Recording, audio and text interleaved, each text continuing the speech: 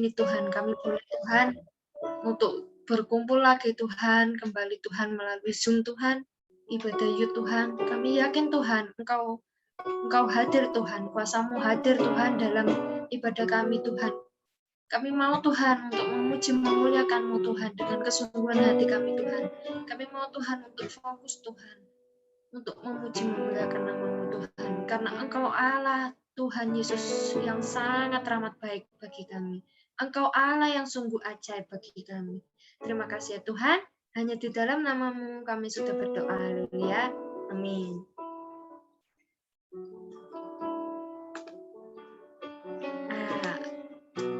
Kita mau menyanyikan lagu puji-pujian dulu ya. Nah ini, ajaib, sungguh ajaib.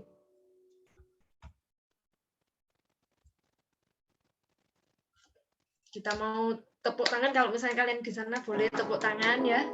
Tuhan Yesus itu benar-benar ajaib, anugerahnya itu besar dan ajaib bagi kita. Ya.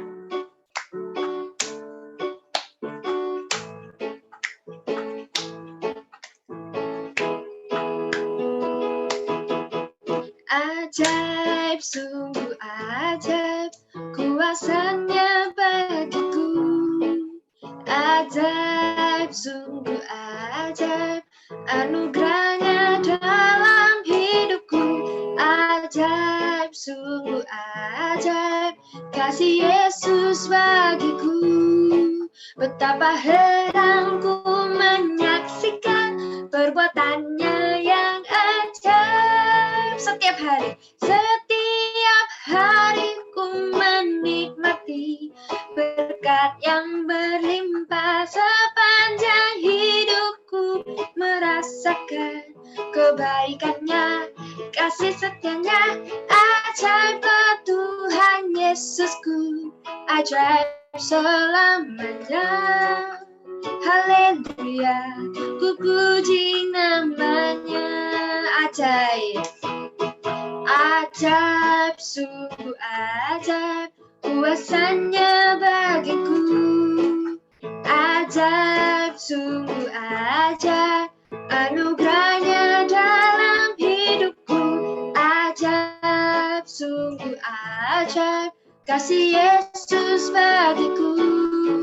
Betapa heranku menyaksikan perbuatannya yang ajaib. Ajaib, sungguh ajaib.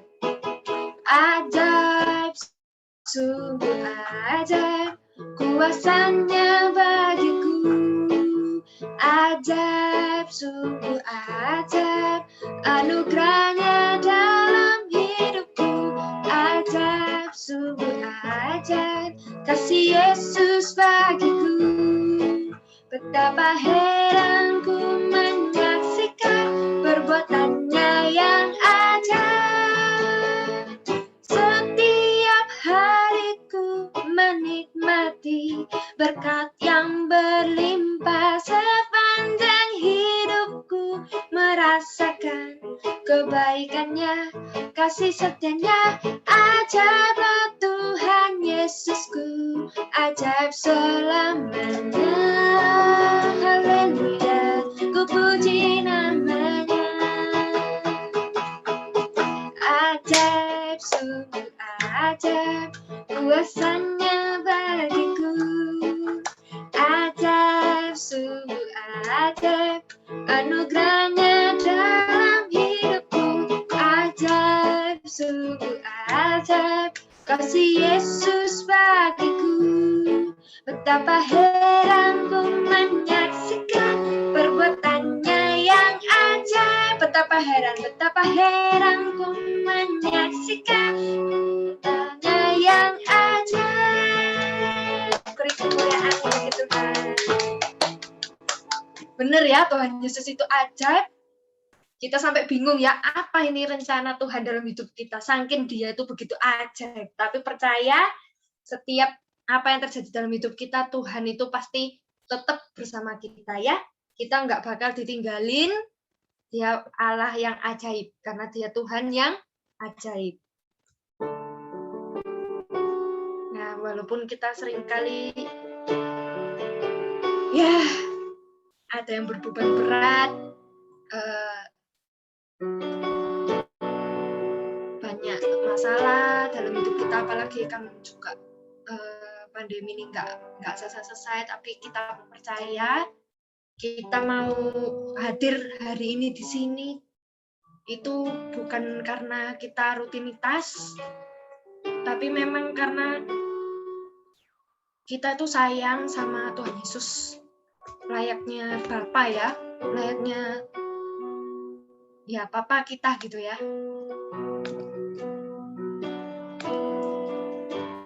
Kita mau datang pada Dia, kita dengan keseriusan hati, dengan segenap ketulusan hati kita mau datang, kita mau cinta sama Tuhan, bukan karena rutinitas kita, setiap Sabtu kita datang youth, bukan, tapi memang karena kita sayang sama Tuhan, kita mau memuliakan Dia.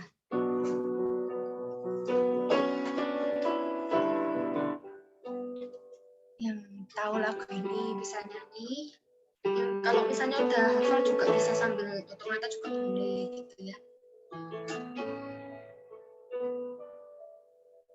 Seringkali ku datang Tuhan hanya karena sejuta keluhan. Seringkali ku lupa Tuhan, seharusnya ku datang dengan segenap rindu dari lubuk hatiku, dengan hasrat yang tulus, karena ku cinta padamu, tak hanya memikirkan berkat yang kau berikan, sungguh hanya karena ku mengasihimu, Yesus. Kita ulangi lagu ini dari awal. Seringkali Tuhan, seringkali ku datang Tuhan hanya karena sejuta keluhan. Seringkali ku lupa Tuhan, seharusnya ku datang dengan segenap rindu dari lubuk hatiku, dengan hasrat yang tulus, karena ku cinta padamu, tak hanya memikirkan berkat yang kau berikan, sungguh hanya karena ku mengasihimu, Yesus, dengan segenap rindu dari lubuk hatiku, dengan hasrat yang tulus, karena ku cinta padamu, tak hanya memikirkan berkat yang kau berikan, sungguh hanya karena ku mengasihimu, Yesus.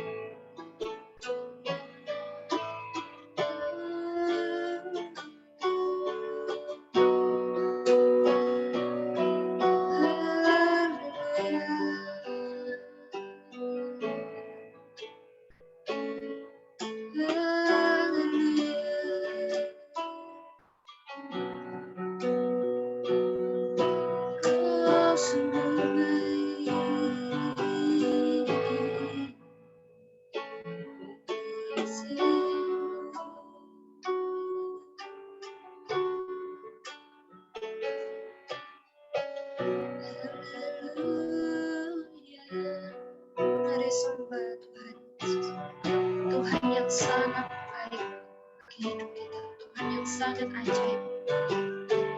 Dia nggak pernah meninggalkan kita. Walaupun seringkali orang tua kita mungkin suatu saat akan meninggalkan kita, tapi Tuhan nggak pernah meninggalkan kita. Dia selalu ada dalam hidup kita. Dia selalu ada dalam hati kita. Kita harus membuka hati kita untuk menerima urapan Tuhan. Katakan haleluya Tuhan, Engkau sungguh baik Tuhan. Terima kasih Yesus Tuhan. Haleluya. Haleluya. Terima kasih Yesus.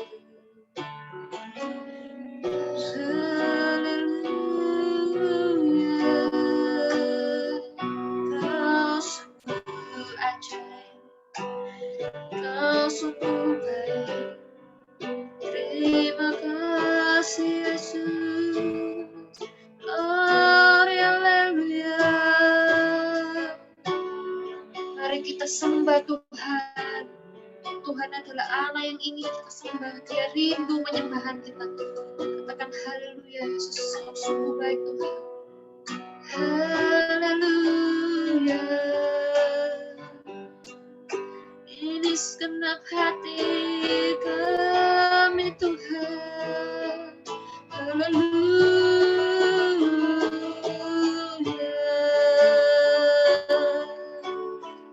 Terima kasih Yesus. Glory haleluya. Kau sungguh baik.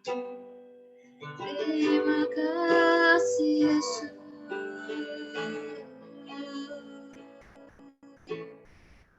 Glory haleluya.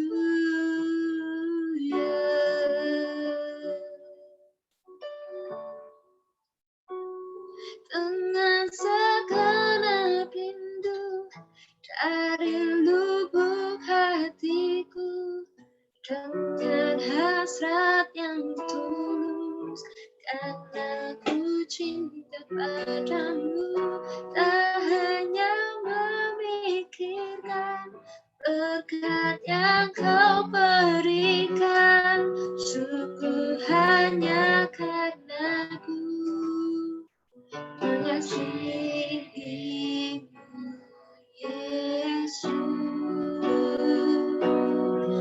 Segenap rindu dari lubuk hatiku, dengan hasrat yang tulus, karena ku cinta padamu, tak hanya memikirkan berkat yang kau berikan, sungguh hanya karena ku mengasihimu Yesus. Mengasihimu Yesus. Mengasihimu Yesus. Terima kasih Yesus. Kau sungguh ajaib. Haleluya. Terima kasih Yesus.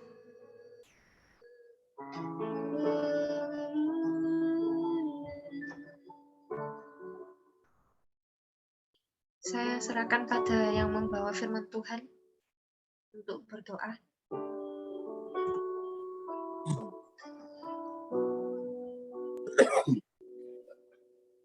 Mari saudara-saudara yang terkasih dalam Tuhan, untuk kita sebentar mendengarkan firman Tuhan, kita tundukkan kepala supaya Roh Kudus boleh menguasai dalam ibadah kita pada petang hari ini.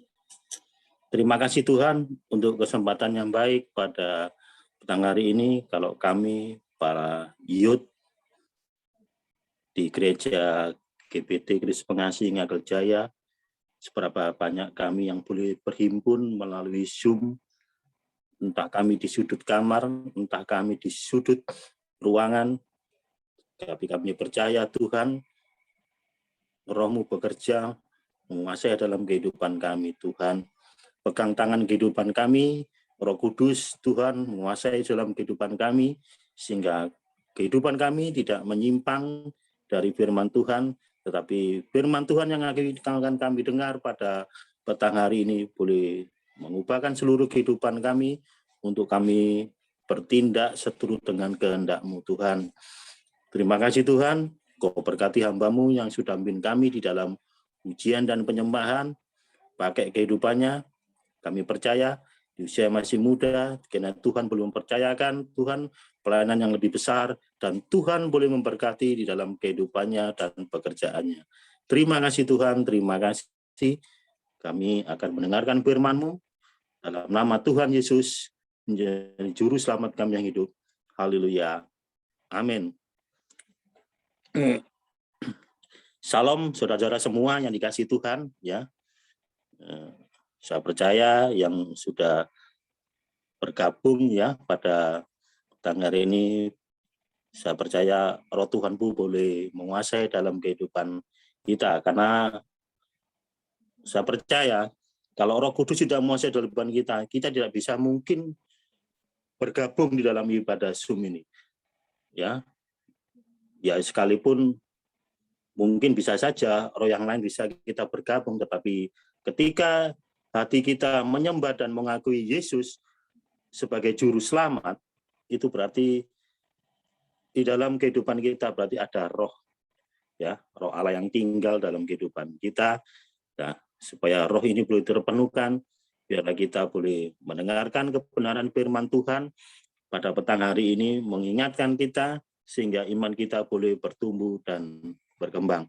Nah, firman Tuhan petang hari ini saya ambil judul yaitu menyelesaikan ya tugas pelayanan sampai akhir, ya. Ketika tugas itu dibebankan, ya, diberikan Tuhan dalam kehidupan kita, maka kita sebagai umatnya, ya, sebagai hambanya, biar kita bisa mampu menyelesaikan itu sampai akhir ajal dalam kehidupan kita. Nah, sebelum saya masuk dalam firman Tuhan, saya mau mereview kembali saudara-saudara semua. Masih ingat enggak pertempuran antara Daud dan Goliat? Ya. Pertempuran Daud dan Goliat pasti semuanya mendengar. Bahkan tidak hanya dari lewat sekolah minggu. Mungkin di dalam pertemuan-pertemuan ibadah juga sering dibahas mengenai Daud dan Goliat, ya. Karena cerita ini adalah cerita yang luar biasa di mana Daud yang masih muda mampu mengalahkan Goliat, ya, sebagai lambang daripada orang Filistin, ya. Nah, yang menarik adalah Daud bukan hanya manusia muda, ya, bukan hanya masih muda, umur muda belia, tapi juga secara postur itu, secara postur pun dia juga tidak setinggi-tinggi amat dibanding dengan Goliat, ya. Goliat yang tinggi besar seperti raksasa melambangkan adalah kekuatan daripada orang Filistin, ya. Bagaimana bangsa Israel dicengkeram oleh orang Filistin sehingga mereka sangat ketakutan, ya. Saul yang menjadi raja pada waktu itu, ya, walaupun dia juga pernah mengalami kemenangan, tetapi berhadapan dengan Goliat, orang Filistin, Saul pun sangat ketakutan, ya. Karena apa? Tinggi besar, ya. Dan Saul waktu dipilih menjadi raja orang Israel, Saul pun juga tinggi badannya, ya. Ketika Tuhan memilih Saul pun di antara gerombolan orang yang paling tinggi dan paling ganteng, ya, secara postur tubuh paling tinggi, Saul pun juga dipilih karena tinggi, ya, dibanding rata-rata orang Israel waktu itu, ya. Sehingga tetapi berhadapan dengan Goliat, Saul pun juga sangat ketakutan. Saul pun sangat ketakutan, sehingga muncullah Daud ya. Pada waktu itu Daud hanya ingin memberikan makanan untuk kakak-kakaknya Daud yang sudah ambil di dalam barisan ya, barisan prajuritan daripada Saul ya. Nah, yang menarik adalah ya di 1 Samuel pasal 17, 1 Samuel pasal 17 ayat 4 sampai dengan 7 itu diceritakan 1 Samuel pasal 17 ayat 4 sampai dengan 7. Ini masih belum firman ya. Saya nyamari itu lagi. Itu disebutkan adalah lalu tampillah keluar seorang pendekar dari tentara orang Filistin namanya Goliat dari Gat. Tingginya 6 hasta sejengkal. Ya, tingginya 6 hasta sejengkal. Ketopong tembaga ada di kepalanya dan ia memakai baju sirah yang bersisik. Berat baju sirah ini 5.000 sikal tembaga. Ia memakai penutup kaki dari tembaga dan di baunya itu ia memanggul lembing tembaga. Ya. Gagang tombaknya seperti pesa tukang tenun dan mata tombaknya itu 600 sikal besi beratnya. Dan seorang pembawa perisai berjalan di depannya. Nah, saudara bisa bayangkan ya, tingginya Goliat itu adalah 6 hasta ya. Alkitab mencatat tingginya adalah 6 hasta sejengkal ya. 1 hasta kalau ukuran biasa itu sekitar 45 cm ya. Jadi kalau 6 hasta ditambah sejengkal, kalau sejengkal itu sekitar 23 ya, 20-23 cm ya, diukur dari lengan siku sini sampai jari tengah. Ini namanya sejengkal ya. Nah, kalau diperkirakan tinggi Goliat waktu itu tinggi sekitar 3,2 meter ya. 3,2 meter, sedangkan tinggi rata-rata orang Israel sekitar 170-an, 160-170-an ya. Sehingga kelihatan mencolok ya. Kelihatan mencolok perbandingannya. Nah, yang menarik adalah Daud mampu mengalahkan Goliat ya. Goliat. Kenapa orang Filistin kok mempunyai orang yang seperti nama Goliat ya? Kalau kita telusur di balik ke belakang, Goliat memang adalah keturunan raksasa. Keturunan kaum raksasa. Ya, keturunan kaum raksasa. Untungnya pada waktu Daud berperang melawan Goliat, itu hanya melawan satu saja. Ya, kita mencatat pertarungan Daud dan Goliat itu hanya pertarungan pada waktu itu adalah perjanjian siapa yang kalah, siapa yang dia yang menguasai ya. Ketika Goliat maju ya dan Daud sanggup menyanggupi perjanjiannya, ketika Goliat kalah, maka orang Filistin dikuasai oleh Israel, bahkan sebagian lari terbirit-birit. Padahal Goliat sendiri punya saudara. Punya saudara. Ya. Untungnya dia tidak berperang bersama-sama pada waktu itu. Coba kalau Goliat itu mengajak saudaranya yang keempat ya, melawan Daud, wah bisa keteteran. Untungnya Goliat itu adalah maju sendirian. Goliat maju sendirian.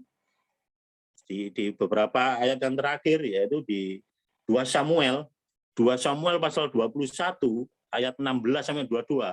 Di situ diceritakan saudaranya Goliat ada 4 juga yang di orang Filistin, sama-sama orang Gad juga, ya, sebagian orang Gad, ya, dan itu dikalahkan satu persatu oleh tentara daripada Daud. Bahkan orang Islam sampai menahan Daud jangan berperang, eman-eman, ya. Nanti kalau kalah kasihan orang Israel, tapi Daud ya dengan panglima perangnya mengalahkan satu persatu, ya. Nah, saudara-saudara semua, adakah sebelum Daud, adakah juga orang yang mampu mengalahkan orang raksasa itu? Ya, yang jadi pertanyaan adalah sebelum Daud mengalahkan Goliat, ya, yang dari keturunan raksasa, ternyata sejarah juga mencatat bahwasanya orang-orang pilihan Tuhan pun juga pernah mengalahkan kaum raksasa, ya. Ada yang pernah mengalahkan kaum raksasa. Siapa dia? Ya. Dia adalah Musa. Ya. Musa bukan hanya dikenal sebagai seorang pembebas, ya, seorang pembebas, nabi pembebas, ya. Dia tidak dianggap sekelas seperti nabi, tapi dianggap sebagai seorang pembebas, ya. Pembebas mana? Orang Israel dari cengkraman Mesir.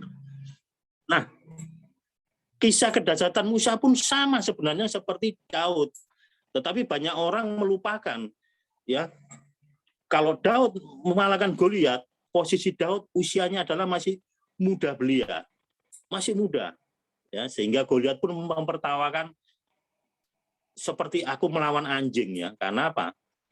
Daud hanya bersenjatakan tongkat dan umban, sehingga Goliat sebagai orang Filistin ketika maju, masakan aku berhadapan sebagai melawan seekor anjing, ya, melawan tongkat. Nah, Musa pun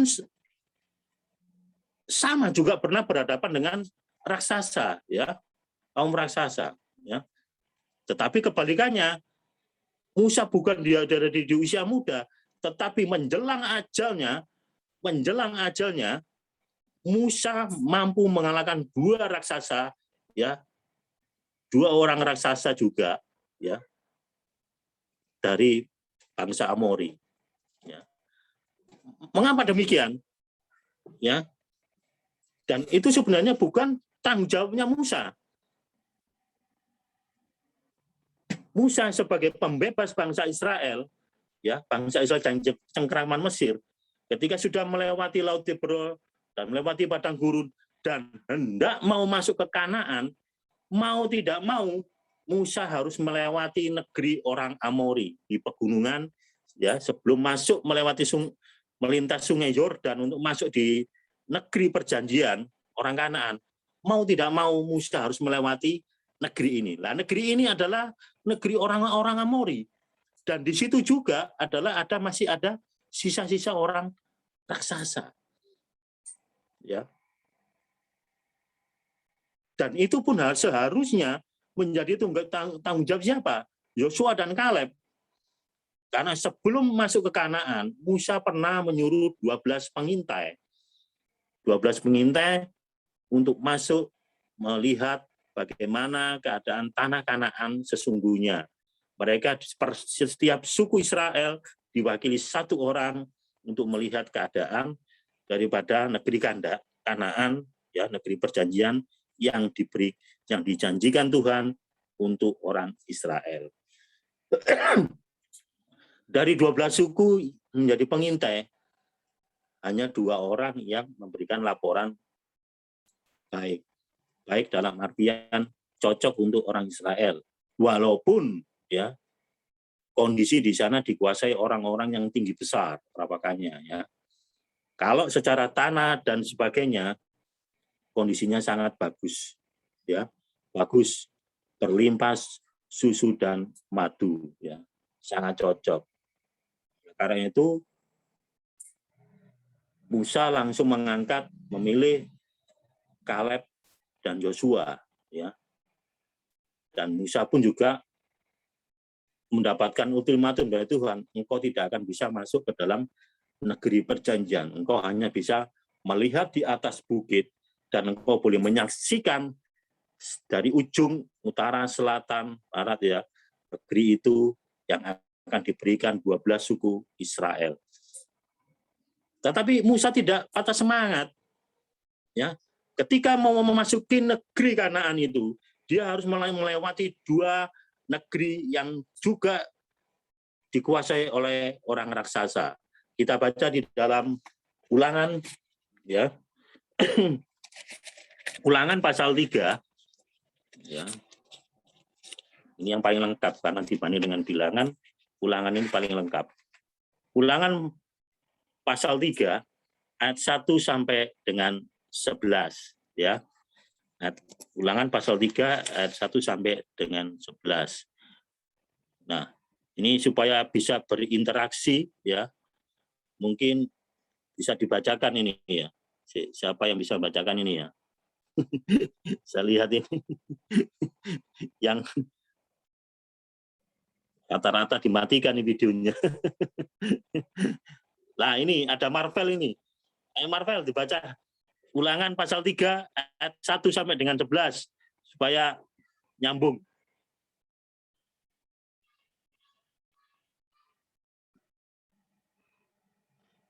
Halo. Halo, didengar? Bisa? Ya. Oke. Ulangan pasal berapa tadi? Ulangan pasal 3. Ulangan pasal 3 ayat 1 sampai dengan 11. Iya. Ya, baca pelan-pelan saja, enggak apa-apa. Ayat 1 sampai 11. Ya. Ini semuanya ya? Iya. Apa dibagi dua. Yo, oke gini aja. Marvel ayat 1 sampai dengan 5. Nanti sisanya biar Om Pendi. Iya, sudah. Ya, 1 sampai 5. Oke, Ulangan 3 ayat 1 sampai 5. Riwayat peperangan melawan Og, Raja Basan. Kemudian beloklah kita dan maju ke arah Basan.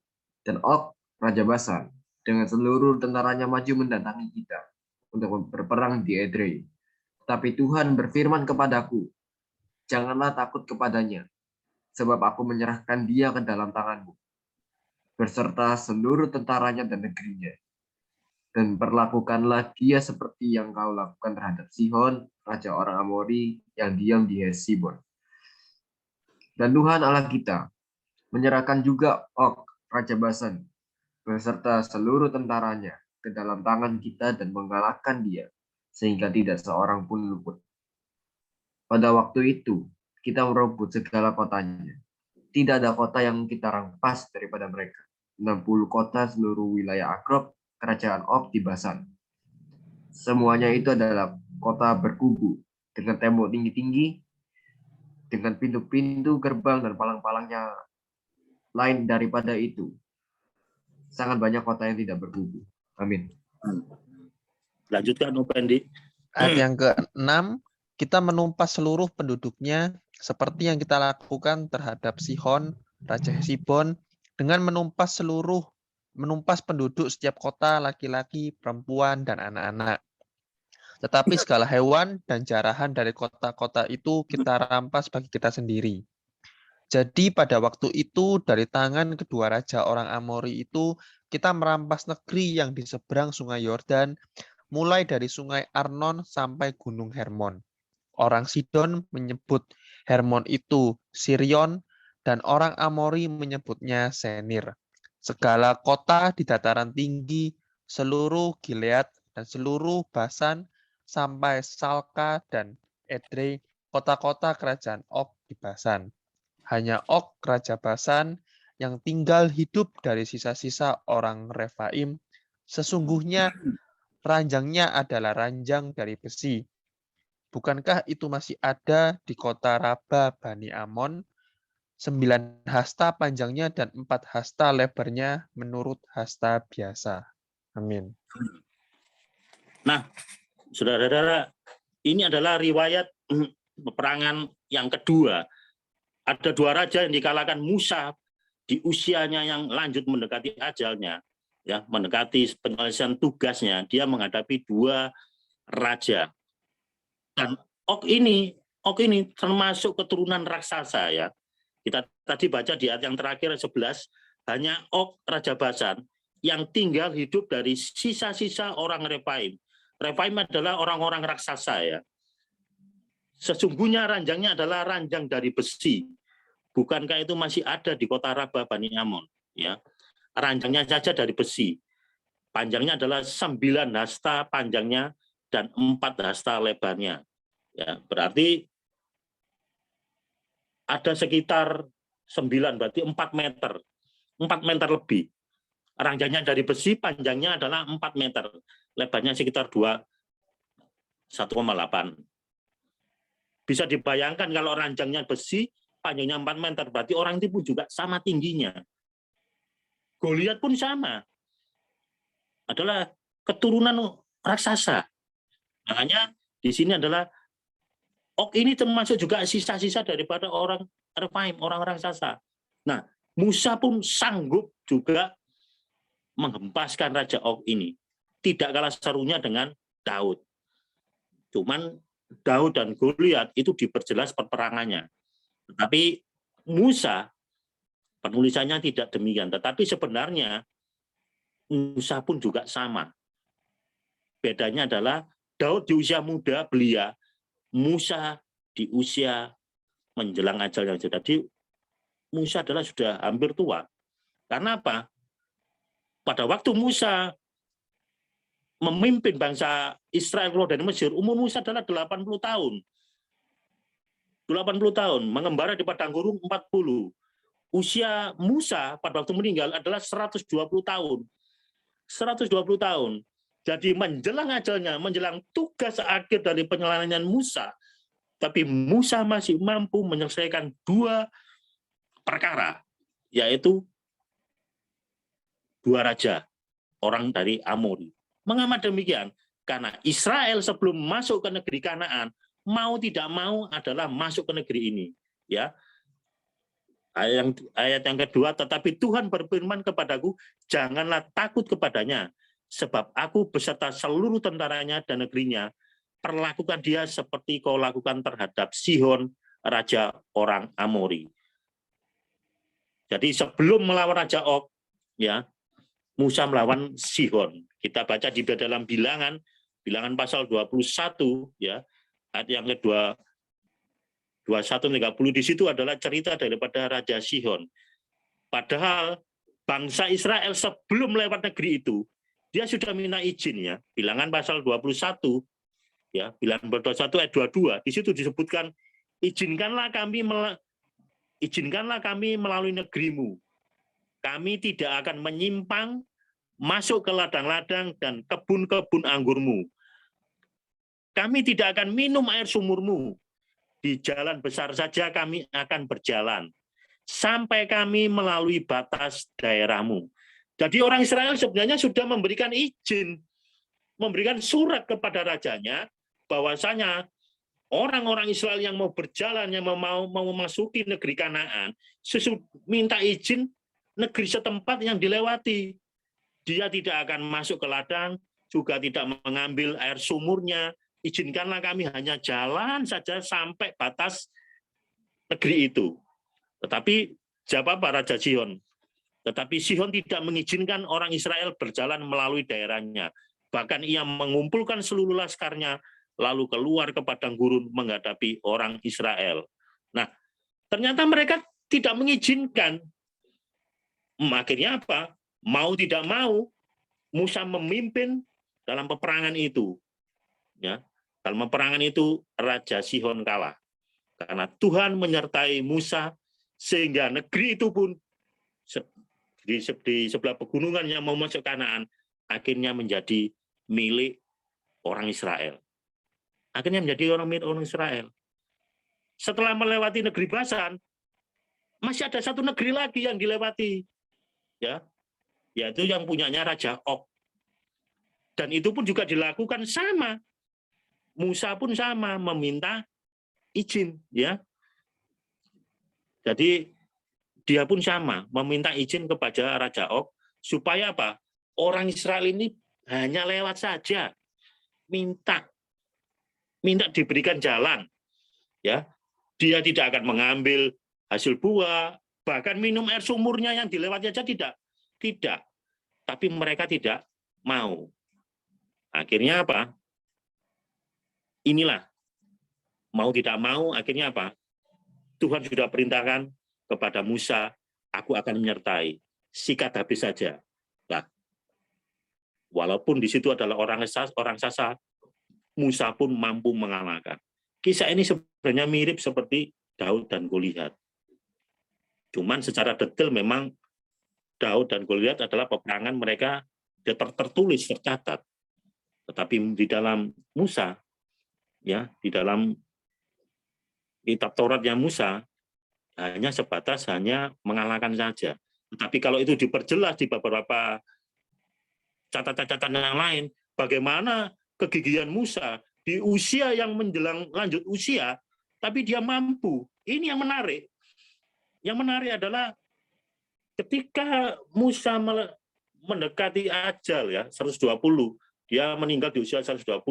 Dia memimpin bangsa Israel keluar di usia 80. Ya. Orang Israel berputar-putar di padang gurun itu kurang lebih 40 tahun. Berarti kan kurang sisa sedikit. Jadi diperkirakan usia Musa tidak terpaut sekitar 115-118-an. Karena apa? 120 Musa meninggal. Dan sebelum meninggal, Musa sudah mengangkat 2 orang, ya, yaitu Yosua dan Kaleb. Bahkan sudah mau memberkati Yosua. Harusnya 2 orang ini yang memimpin peperangan melawan raksasa. Tetapi tidak demikian. Musa mampu menyelesaikan tugasnya. Karena apa? Ketika Musa diberikan Tuhan untuk memimpin bangsanya, ya, karena Musa juga orang Israel, untuk menjadi pemimpin pembebas bagi bangsa Israel dari cengkeraman Mesir, maka Musa pun tugas itu diembannya sampai akhir. Bahkan sampai di akhir kehidupannya menjalankan ajaran, dia harus berhadapan peperangan. 2 peperangan pun Musa lakukan itu. Dia tidak melihat usia, dia tidak melihat kondisi, ya. Tetapi ketika Tuhan menyertainya, maka Musa pun dengan yakin mampu bisa mengalahkan. Sama seperti Daud. Ketika Tuhan menyertai Daud, Daud pun dengan gagah, walaupun hanya bersenjatakan tongkat dan umban. Ya, dengan tongkat dan umban dia berani maju melawan Goliat sebagai lambang daripada orang Filistin. Nah, saudara-saudara semua, ini yang menarik dalam kehidupan kita. Ketika kita masuk di dalam kehidupan kekristenan, ketika kita sudah dibaptis dan menerima Yesus sebagai juru selamat, maka mau tidak mau kehidupan kita adalah harus ada penyerahan total. Berarti kehidupan kita sudah menjadi milik Kristus. Kehidupan kita sudah menjadi milik Kristus, tidak milik yang lain. Maka apapun yang terjadi di dalam kondisi yang demikian, hari-hari ini pun tetap kita menjadi milik Kristus. Karena kita sudah dibaptis dan meyakini Kristus satu-satunya juru selamat yang kita pegang dalam kehidupan kita. Nah, itu harus kita selesaikan sampai akhir. Kita selesaikan sampai akhir hidup kita. Jangan sampai tergoyahkan iman kita. Jangan sampai hilang kepercayaan kita hanya karena sepele. Jangan pertaruhkan keselamatan kita hanya karena hal-hal dunia. Ya, dunia yang menyekeram dalam kehidupan kita. Apa? Hari-hari ini banyak fasilitas dunia itu mencengkeram dalam kehidupan kita, ya. Kita tidak sadar, ya, membuang waktu-waktu percuma, banyak hal hanya mengisi kita dari hal-hal dunia. Kita tidak sadar, hanya bermain seperti game, itu tidak sadar, mencengkeram dalam kehidupan kita, seolah-olah itu mengasihkan, dari pagi sampai malam, seolah-olah itu memberikan ruang dalam kehidupan kita itu untuk sesuatu yang lain. Dan iblis mampu mengalihkan perhatian kita, anak-anak kita yang sudah percaya Yesus, itu dialihkan dengan perlahan-lahan. Apa yang menjadi kesukaan kita, iblis mampu memberikan dalam kehidupan kita. Sehingga kita lupa bahwasanya kita digeser dalam kehidupan kita. Nah, itu jangan sampai. Tetapi biarlah kita, ketika kita sudah meyakini Yesus sebagai satunya juru selamat, biarlah kita selesaikan tugas itu sampai akhir. Selesaikan itu sampai kehidupan kita, ya. Apapun yang terjadi, ya. Seperti Musa. Dan Musa pun juga punya tanggung jawab besar. Dia tidak hanya menyelesaikan tanggung jawabnya, tugas yang diembannya yang diberikan Tuhan sebagai pembebas, tetapi Musa pun juga mempunyai anak rohani. Siapa mereka? Yaitu Yosua. Musa pun sudah mempersiapkan generasi berikutnya untuk melanjutkan apa yang sudah diberikan Tuhan kepadanya. Dia sadar dia tidak bisa masuk ke negeri perjanjian. Dia tidak bisa masuk Kanaan, dia hanya bisa melihat. Tetapi tugas tanggung jawabnya kemudian diberikan kepada Yosua. Dia memberkati Yosua, dan Yosua diberikan amanah yang sama. Saat diberikan tugas Tuhan, dan itu disampaikan juga kepada Yosua sebagai generasi penerusnya. Dan itu disampaikan. Dia tidak hanya mempersiapkan pelayanannya sampai akhir, tetapi Musa pun juga mempersiapkan generasi berikutnya untuk meneruskan perjuangannya yang belum selesai. Ya, yang belum selesai. Kenapa belum selesai? Ya memang karena Musa sebelum orang-orang Israel masuk ke negeri Kanaan, Musa meninggal. Musa dipanggil Tuhan terlebih dahulu. Sehingga Yosua sebagai penerus. Dan itu pun juga dicatat di dalam kitab Yosua ya. Bagaimana kemenangan Musa ini yang begitu heboh pun juga dicatat. Kita lihat di dalam kitab Yosua. Ya, Yosua pasal 2 ayat yang ke-10, di situ juga disebutkan. Yosua pasal 2 ayat 10. Sebab kami mendengar bahwa Tuhan telah mengeringkan air laut Tiber di depan kamu ketika kamu berjalan keluar dari Mesir. Dan apa yang kamu lakukan kepada kedua raja orang Amori yang di seberang sungai Yordan itu, yaitu kepada Sihon dan Og yang telah kamu tumpas. Ketika kami mendengar itu, tawarlah hati kami dan jatuhlah semangat setiap orang menghadapi kamu, sebab Tuhan Allahmu ialah Allah di langit di atas dan di bumi dan di bawah. Pengintai-pengintai ya, sebelum Yosua memasuki Kanaan, dia pun juga menyuruh orang untuk mengintai lagi. Dan orang di negeri Kanaan, bukan hanya Kanaan, tetapi orang di sekitar negeri Kanaan ketika mendengar Musa mampu melewati Laut Tiber, ya, dan dia mampu mengalahkan Raja Sihon dan Raja Basan Og, semuanya gentar. Setiap penduduk negeri yang mendengar itu langsung ciut nyalinya, langsung tawar hati. Bagaimana mungkin ya seorang raksasa, pemimpin raksasa, raja begitu besar pun dikalahkan oleh Musa. Dan itu dicatat di Alkitab. Bagaimana Musa pun mampu mengalahkan, sehingga apa? Negeri di sekitar itu sangat gentar menghadapi orang Israel.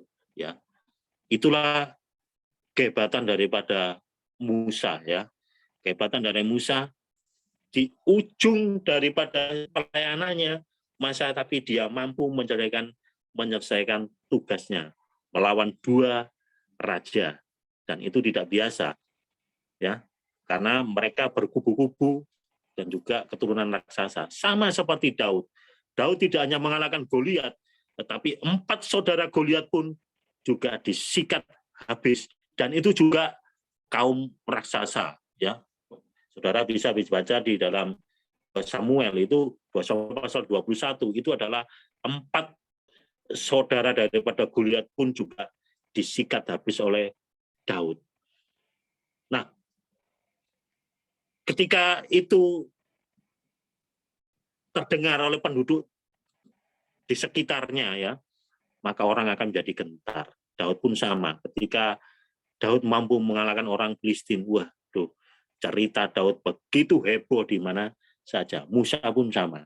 Nah, hari-hari ini biarlah firman Tuhan tidak saya panjangkan, tetapi cerita ini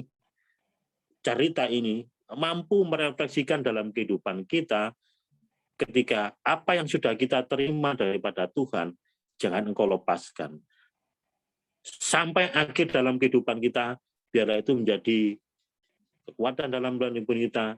Iman kita makin bertumbuh, dan bahkan di usia yang makin mungkin sekarang hari ini kita masih muda belia, butuh kematangan, kedewasaan penuh. Di saat usia itulah kita biarlah mampu menyelesaikan tugas seperti Musa. Daud mengawali cerita yang luar biasa di usia muda mengalahkan Goliat, tetapi Musa di usia yang sudah lanjut pun masih mampu. Tidak hanya memimpin bangsa Israel yang begitu banyak keluar dari Mesir, melawan raja raksasa pun Musa masih mampu lakukan. Itu menjadi inspirasi bagi kita semua untuk kita bersama-sama ya selesaikan tugas kita. Apapun yang menjadi kehidupan kita, secara jasmani mungkin sekolah di dalam kondisi pandemi ini, apakah sekolah ini masih daring? Selesaikan saja apa yang menjadi tugas, ya. Selesaikan tugas kita, apa yang menjadi yang kita sudah memasuki dunia pendidikan, selesaikan itu penuh. Sesuaikan dengan cita-citamu, kejarlah itu, selesaikan ya. Biarlah Tuhan pun menyertai dalam kehidupan kita, sehingga disitulah nanti kuasa Tuhan bekerja dalam kehidupan kita.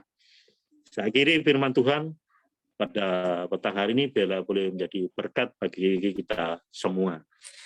Amin.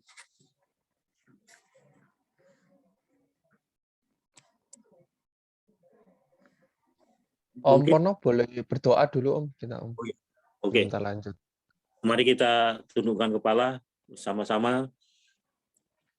Kami bersyukur Tuhan untuk kesempatan petang hari ini. Kalau Tuhan masih memberikan kehidupan kami sebagaimana kami ada saat ini, itu semua karena kasih karunia Tuhan dalam kehidupan kami. Kami sudah mendengarkan kebenaran firman-Mu melalui Tuhan jejak rekam daripada Musa. Di dalam usia yang lanjut menghadapi akhir masa hidupnya, tetapi Musa masih mampu menyelesaikan, mengalahkan dua raja-raja dari keturunan raksasa, dan juga masih mampu memberikan generasi tongkat berikutnya kepada Yosua, menjadi bagian penerusnya. Biarlah itu menjadi tema dalam kehidupan kami yang masih usia muda, remaja, Tuhan. Biarlah kami juga boleh mempunyai sesuatu yang indah daripada Tuhan, sehingga kami juga mampu menyelesaikan cita-cita kami, sekolah kami, apa yang kami impikan di dalam dunia ini, Tuhan. Dan terlepas daripada itu, biarlah kehidupan rohani kami, iman kami, Tuhan, juga makin hari makin kuat, tidak tergoyahkan, Tuhan. Apapun menjadi Tuhan di dunia ini yang menjadikan kami tergoda, melemahkan iman kami, sehingga kami menjauh dari Tuhan. Lepaskan itu semua, Tuhan. Bila Roh Kudus-Mu, Tuhan, memegang erat kehidupan kami, sehingga kehidupan kami tidak menyimpang, Tuhan, daripada kehendak Tuhan, sehingga kehidupan kami boleh seturut dengan kehendak-Mu, Tuhan. Berkati kami yang sudah mendengarkan firman Tuhan kami pada petang hari ini, biarlah kasih surgawi Tuhan terus dicurahkan buat anak-anak-Mu, Tuhan. Di dalam kondisi yang demikian, kami percaya Engkau, Tuhan, memelihara kehidupan kami semua. Terima kasih, Tuhan.